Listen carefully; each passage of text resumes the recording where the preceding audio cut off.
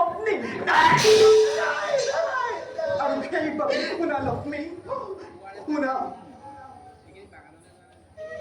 আজিৰ খন্তে আমি তোমাক আজিৰ খন্তে আমি তোমাক পৰিত্যাগ কৰিলো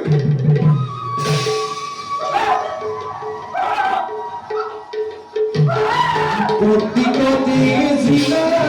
হবি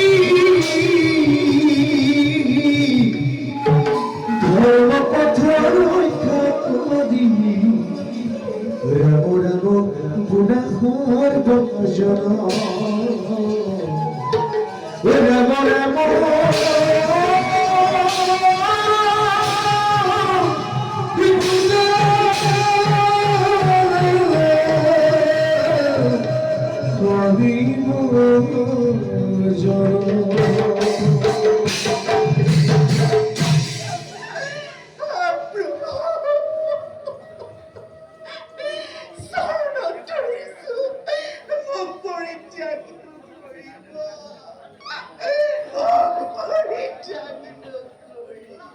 শুনা লক্ষ্মী